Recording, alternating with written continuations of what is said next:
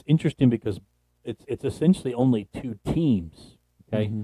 I know you have four drivers, but Denny and Chase Briscoe are out of the Joe Gibbs Racing stable, and Willie B and Kyle Larson are out of the Hendrick stable. So this championship literally is, and I wrote this down. It's literally Yankees, Dodgers, Lakers, Celtics, Canadian Bruins, Bills, Chiefs, whatever rivalry you want to use.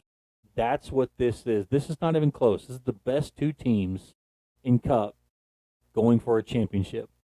So no matter which driver wins, either Rick Hendrick or Joe Gibbs is going to win the championship this year. And it's just remarkable to see. But I think Larson, again, all these drivers with the exception of Chase Briscoe have been to the championship four. So they know what that's like, but only Larson has closed the deal. And I think that gives him the lead, if you will. Coming out of Martinsville, top 10, Byron wins by 0.7 seconds over Blaney, followed by Chase Elliott, Ross Chastain, Kyle Larson, right there. Ryan Preece, Seabell, Joey Logano, Todd Gilliam, and Josh Berry. Jeremiah, what do you think about those new faces in the top 10? You have Ryan Preece, you have Todd Gilliam, Josh Berry in the top 10. Again, Briscoe and Hamlin did not finish the race, had DNFs due to engine issues. That's why winning those races are so important. I think Todd Gilliland is a little bit of a guy of the future, in my opinion.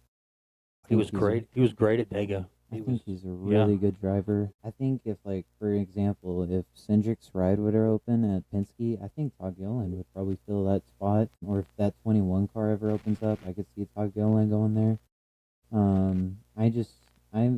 I like Todd Gilliland. I think he's a good driver overall. SVG got 14th, by the way. He's starting to figure out he's starting to figure out ovals, and when he does, God help us. Nobody can touch him on the road courses, but he was leading laps at Dega. He was leading the line and running the top 5, and when he figures these ovals out, the rest of the NASCAR Cup garage had better watch out. Jared, dipping down into the AAA Xfinity, it's been exciting. There's been some feathers ruffled, and Jeb Burton's made a lot of folks mad when he when he quote unquote caused the big wreck that we saw on the front straight there, that coming to the start finish, the tri-oval. You wanna know what's funny? In NASCAR 25, Jeb Burns tried to wreck me almost every week. So there, he got into, I believe it was the 9 of Brandon Jones. This week he gets into Sam Mayer, who's trying to get into the championship 4. Yeah, I saw that where him and Sam got in a bit of a scuffle. After the race, Sam got in Mayer a wrecked scrum. him. I can't remember who, but Justin Allgaier was upset with somebody. I think it was Mayer. And then after the checker flag drops, Sam Mayer goes and dumps the 27 after the checkered flag, which is the biggest no-no in NASCAR.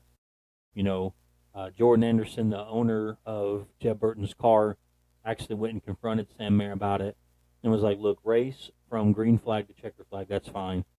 But after the race, you got guys with window nets down.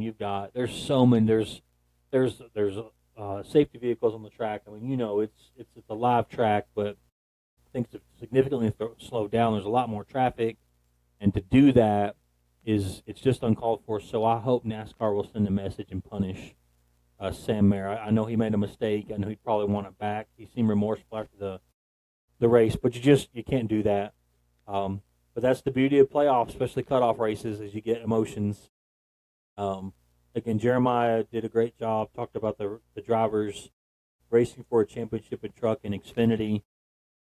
Jared, my picks are as follows. I think truck, Corey Haim; Xfinity, Zilich; then Cup, Kyle Larson.